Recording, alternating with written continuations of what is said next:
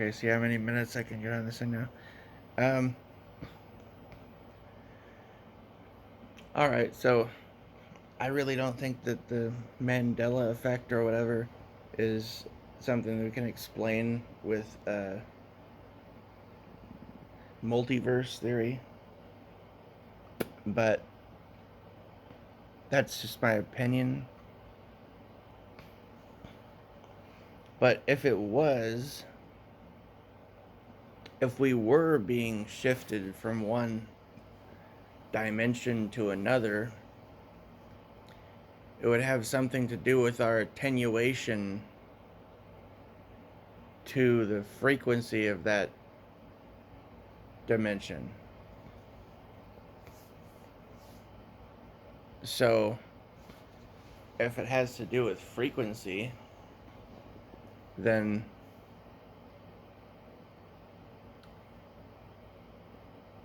is it not possible to broadcast frequencies? Attenuate a certain environment to match that frequency?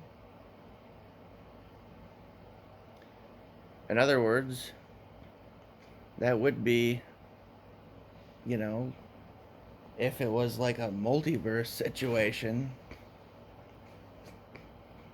if you could figure out what type of frequency and what to tune into and everything, then that's what you would need to do. You'd need to have a transmitter that could attenuate your surroundings to match the frequency that you're looking to shift into. See what I'm saying? Which also kind of goes back to like my theory on how you might be able to view extra dimensional or demonic beings and stuff like that. Except this would what I'm talking about here though is the more like different way. I'm not just That's not just about if you if you did it that way, you wouldn't just be like able to photograph if they were there and you did it that way. You wouldn't just be like, oh, I can photograph them now. They would be physically in the frickin' room with you. So keep that in mind.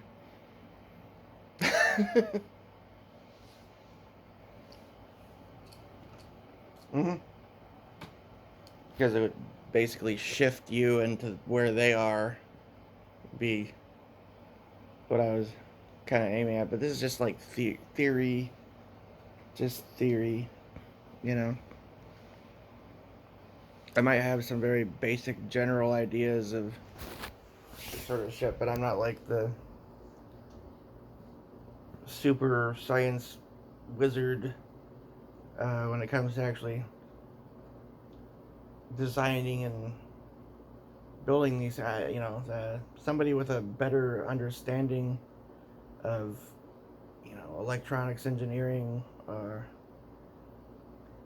I always thought it would be cool to get this dude. Uh, there's a scientist named, I think, John Hutchison or something, who experiments with like levitation technology and stuff like that, and he's pretty strange.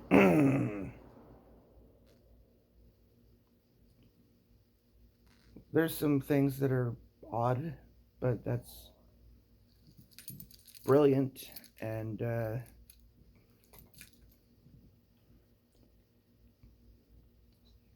kind of into like fringe science sort of stuff. That's like you need someone. You need like a Walter Bishop. You know, I mean, I have like maybe I'm not even like a Peter Bishop, you know, but I'm kind of maybe close enough to be able to work to explain the ideas that I have to somebody who's actually as smart as somebody like a Walter Bishop kind of guy, you know, from Fringe, right? Need to get me one. Yeah, I need one of those. Somebody that. Good show, right? And if you're into Mandela Effect and you haven't seen that show, you should go watch the. Yeah.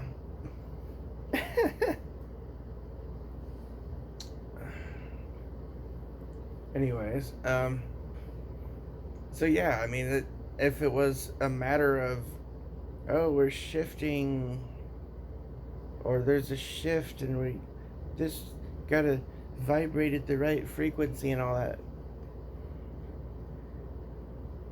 that wouldn't require like grass eating frickin' or meditation. I mean, okay, that sort of stuff maybe can help and stuff, but I mean, you could literally like electronically or you know, with use of mechanisms that exist and technology and shit to be able to try to do that. You know what I mean?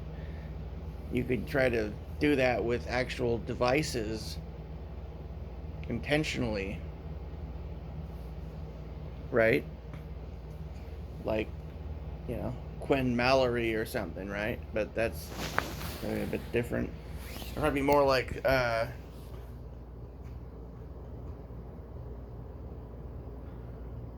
remember the episode of Sliders where they go to this motel and it seems like it's haunted, and it's after the. It's when they run in. They he finds his brother from a parallel dimension, and they go to this motel, and then they think the motel is haunted, but it turns out there's some other like scientist there. That was Rembrandt was a scientist in this other dimension, and he was creating similar technology to Quinn that made him phase out of existence into like a pocket dimension. I don't know if you remember that one, but um, the kind of shit that he did there is probably more similar to what I'm talking about. Kind of. It would. Anyways, I guess that's enough for the ranting. I'm just kind of.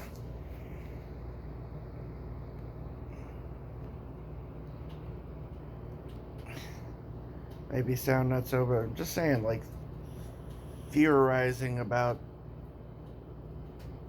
theoretical things, right? Alright then.